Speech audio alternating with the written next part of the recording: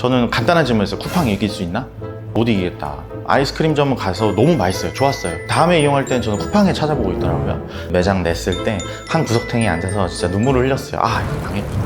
사람들이 안 온다. 대부분 밖에서 들어오시지도 않았어요. 사업주가 편하자고. 지금 당장 그 장면만 보고 나한테 돈을 지불해라 라고 하는 것은 돈을 받을 가치가 없다고 생각해요. 안 하시는 게 맞다. 안녕하세요. 저는 카페 만월경이라는 브랜드와 릴리스테크라는 커피기계 제조사 대표 김재환입니다. 카페 만월경에 대해서 한 줄로 표현할 수 있다면은 맛볼 가치가 있는 커피, 머물 가치가 있는 공간, 딱 요 한 문장으로 설명드릴 수 있을 것 같아요. 그 말은 즉슨 소비자 입장에서 나라도 먹고 싶은 커피고 나라도 머물고 싶은 공간을 만들겠다, 이런 저희의 철학이 담겨 있고요. 합리적으로 생각했을 때 가치 있는 소비를 하게끔 만드는 브랜드면은 성공할 수 있겠다 라는 데에 초점을 맞춰서 운영하고 있는 브랜드입니다.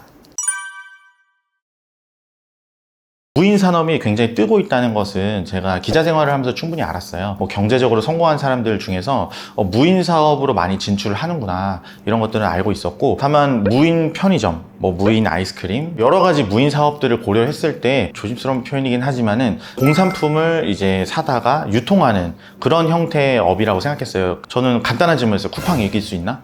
못 이기겠다. 아이스크림점은 가서 너무 맛있어요. 좋았어요. 이용 경험이. 다음에 이용할 때는 저는 쿠팡에 찾아보고 있더라고요. 밀키트점도 이용하고 너무 좋았어요. 너무 좋았는데 이런 것도 맛있네? 쿠팡에 가니까 좋은 게 더 있는 거예요. 그러면 나도 이렇게 소비를 하는데 일반 소비자도 똑같지 않을까? 카페라면은 차별화가 굉장히 할 수 있는 요소가 있다.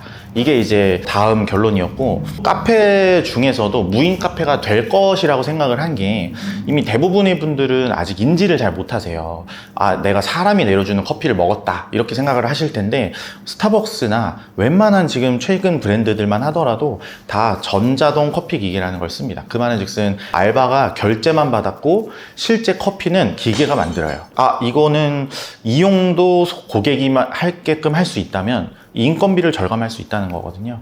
그러다 보니까 커피 원두를 정말 좋은 원두를 쓸 수 있어요. 고객분들께서는 알바가 결제 누른 게 아니라 내가 결제를 누르는 그 10초 아니면 20초의 시간 대신에 품질 좋은 원재료가 들어간 커피를 맛보실 수 있다. 그거는 고객 입장에서는 굉장히 큰 이득이죠. 그리고 저렴하다. 인건비가 빠졌으니까. 결국에는 인건비 싸움이라고 저는 생각합니다. 그거는 구조적으로 이 시장에서 저희만 가져갈 수 있는 굉장히 강점이 되는 거죠. 지금은 이제 좀 기술적인 영역에 머물렀던 것 같아요. 저희가 앞으로 해결해야 될 거는 사실 브랜딩이죠. 커피 하면은 스타벅스 가는 것처럼, 저가 커피 하면 메가커피. 물론 이제 저가 커피 프랜차이즈 분들께서는 서로 의견이 다를 수는 있지만 결국엔 그거는 사실 브랜딩이거든요. 저도 소비를 해보면 그 상품의 가치가 매우 크게 다르냐 하면, 저는 스타벅스의 커피와 메가커피의 커피, 컴포즈 커피의 커피, 여러 가지의 커피와 그들이 제공한 음료들 다 각자의 장점이 있고, 그것은 호불호의 영역이 되는 거죠. 결국에는 사람들은 호불호의 영역에서는 브랜딩을 소비한다. 여기 계신 분들도 만약에 친구랑 둘이 만나는데 우리 어디 가서 만날까? 카페에서 만나. 그럼 거기 스벅에서 볼래? 이거는 되게 자연스러워요. 그런데 거기 24시 무인 카페 만월경 있어, 이런 데서 볼래? 이거는 좀 다른 얘기거든요. 결국에는 그 오묘한 차이를 만들어내는 게 브랜딩이죠. 예를 들면 열흘 전까지는 갤럭시를 썼는데 하나씩 애플 제품들이 늘어나고 있어요. 애플 워치를 시작해서 아이패드를 썼다가, 그전엔 윈도우 기계만 썼거든요. 한번 써보고 나니까 이 브랜딩에서 빠져나오기가 굉장히 힘든 거죠. 그거는 우리가 감성이 있다, 이런 얘기를 하고, 지금 심지어 이제 아이폰까지 쓰면서 열렬한 아이폰의 지지자가 됐는데, 그렇게 된 이유는 이 브랜드만이 갖고 있는 이 디테일에 대한 집착, 변태적인 소비자들을 위한 집착들이 녹아져 있어요. 그렇기 때문에 여기서 빠져나오기가 어려운 거죠. 그것처럼 만월경도 그런 것들을 쌓아 나가야 되는 거죠. 스타벅스도 스타벅스만이 갖고 있는 변태적인 고객 중심의 철학이 있단 말이에요. 이게 변태적이라는 말이 좀 기분 나쁘게 들릴 수 있지만 저는 긍정적인 의미로 정말 고객들을 위한 집착들이 있단 말이죠. 저희는 그런 것들을 따라가려고 하고, 저희가 어느 면에서는 더 선도하고 싶어요. 다들 그렇게 생각해요. 24시 무인인데 고객 중심적으로 하는 게 과연 좋을까? 우리는 무슨 자선 사업 하는 게 아니잖아요. 저희는 고객분들한테 충분한 서비스를 제공하고 그 다음에 거기에 대한 대가를 얻는 사업이라는 그런 것이죠. 그러려면 충분한 서비스를 먼저 제공을 해야 돼요. 소비자가 충분히 내가 기꺼이 돈을 지불할 만한. 그것은 뭐냐면 결국에는 고객 중심적이다. 고객 중심적인 브랜드 중에서 과연 1인 1메뉴를 강제하거나 매장 안에 그런 게 막 덕지덕지 붙어있는 스타벅스 보셨나요? 한 번도 못 져진 적 없을 거예요. 뭐 제가 기자 시절 때도 많이 그랬지만은 2명이 가서 노트북 2명이서 펼쳐가지고 주문하는 거 까먹어요. 나 마감이 너무 급하니까. 그런데 하루 종일 거기서 하는 거예요. 한 4시간, 5시간 있어요. 그래서 맞다, 주문 안 했네? 한다고 한들 스타벅스 직원이 와서 아니 저기 지금 실례지만 주문도 안 하시고 뭐 하시는 겁니까? 하지 않아요. 그건 뭐냐면 이 고객이 오늘은 그랬을지언정 우리 브랜드로 문을 열고 들어온 데는 다 이유가 있어요. 이 사람은 어제 소비를 했거나 오늘 소비를 했거나 아니면 다음에 소비를 할 고객인 거죠. 아니면 그런 잠재성을 갖고 있는 거죠. 그런 사람들을 지금 당장 사업주가 편하자고 지금 당장 그 장면만 보고 나한테 돈을 지불해라 라고 하는 것은 굉장히 폭력적인 브랜딩이죠. 그거는 돈을 받을 가치가 없다고 생각해요. 저도 그런 브랜드에 소비하지 않아요. 아마 여기 계신 분들, 영상을 보시는 분들 다 그런 브랜드 소비하지 않을 거예요. 만약에 쿠팡이 상품 보려면 이거 광고부터 보고 와. 무슨 혜택을 줄 테니까 이거는 꼭 나한테 지켜줘. 규칙을 나한테 주는 거예요. 그럼 소비를 할까요? 안 한단 말이에요. 그건 모든 브랜드가 마찬가지예요. 너가 무엇을 하던 간에 잠깐 나한테 들러도 좋으니까 내 공간에서 뭔가는 해줘. 그게 사실 모든 브랜드들의 기본이거든요. 저는 거기에 사실 브랜딩이 담겨져 있고 고객을 대하는 자세가 담겨져 있다고 생각해요. 고객을 단순히 돈으로 보는 건 아니죠. 나는 무인 차렸고 나 편하자고 24시 무인 차렸으니까 알아서 거기다 뽑고 돈 나한테 줘. 내일 나 돈 들어오니까 고마워. 이렇게 사업을 하실 거면 안 하시는 게 맞다. 그거는 굉장히 잘못된 생각인 것 같아요. 그런데 물론 쉽지 않아요. 이거는 거듭 강조드리지만 사람이 좋기 때문에 우리 브랜드가 착해서 그런 거는 절대 아닙니다. 돈을 받는 입장에서 소비자들한테 기꺼이 이거를 소비해 주세요 라고 부탁하는 입장이잖아요. 우리는 1,900원 저는 그거 적지 않다고 생각하거든요. 나한테 기꺼이 좀 지불해 주세요 라고 부탁하는 입장이라면 적어도 그들을 불편하게 해서는 안 되죠. 그리고 뭐 진상이 있잖아 라는 얘기를 하지만 세상에 진상이 얼마나 많습니까? 그렇게 따지면 우리는 집 밖에 나서면 안 되죠. 집 밖에 얼마나 이상한 사람들이 많아요. 지나치는 사람들 중에서 저 사람이 범죄자인지 저 사람이 진짜 흉악한 범죄를 저질렀는지 사기꾼인지 어떻게 알아요? 근데 우린 집 밖으로 나가잖아요. 대부분의 사람들은 그렇지 않으니까 그 정도는 감수를 해야 된다. 돈을 벌기 위한 일이죠. 부탁을 하기 위한 일이다라고 생각해요. 저는.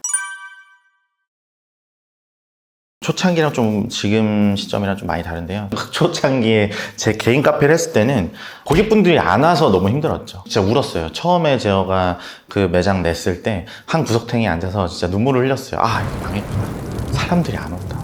그러면서 그 당시에는 무인 카페라는 것 자체도 낯설고 대부분 밖에서 들어오시지도 않았어요. 아직도 기억나는 게 정말 차리고 나서 거의 한 3달까지도 상가분들한테 커피 다 돌리고 지나가는 고객분들이 있으면은 붙잡고 들어가가지고 제가 무료로 드릴 테니까 맛있으면 또 오시고 아니면 안 오셔도 돼요. 이런 것들을 수도 없이 많이 말했을 거예요. 수천 번은 얘기했을 거예요. 그러고 나서 이제 고객분들이 먹을만 하네, 친구랑 여기서 모여도 되겠네, 이런 말을 하면서 점점 이제 매출이 좋아졌고, 그걸 본 사람들이 나 이거 주변에 차려주세요 하다가 늘어난 거란 말이에요. 지금 힘든 건 사실 사람이 가장 힘들죠. 60여 분의 직원과 그리고 400여 분의 저희 점주분들, 그리고 그분들의 남편분, 아내분들까지 어떤 이해관계를 조율해야 된다는 것 자체가 굉장히 큰 도전 과제예요. 유명한 분이 강의를 하신 거를 제가 본 건데요. 저도 굉장히 공감이 가서 한 3가지 정도가 있을 것 같아요. 처음에는 무조건 실패한다는 거는 꼭 염두를 해두셔야 될 것 같다.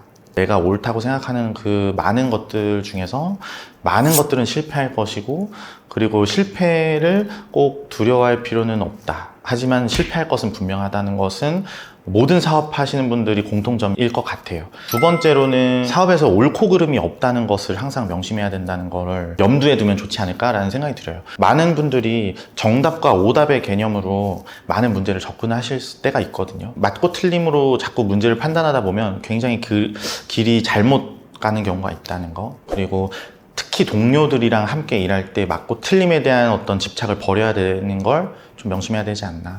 세 번째는 신뢰하는 사람들로부터 외면받을 수 있다는 것을 꼭 기억을 하셔야 되고, 사업이라는 건 결국에는 많은 사람들과 점점 함께 하지만 그럴수록 더 혼자가 되는 과정이라고 생각하거든요.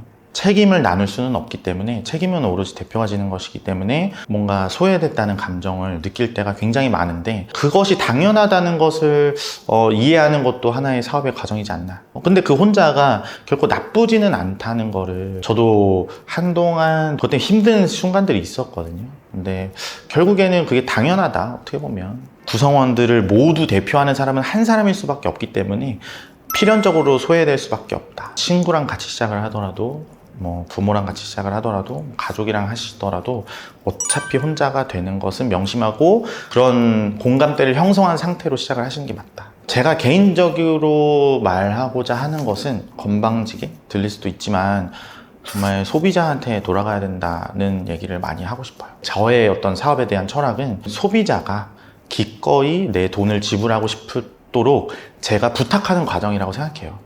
그러면은 그 소비자한테 충분히 겸손해야 되고, 소비자를 충분히 존중해야 되고, 소비자한테 충분히 당당해야 되고, 그런 과정들이 있어야 되지 않나.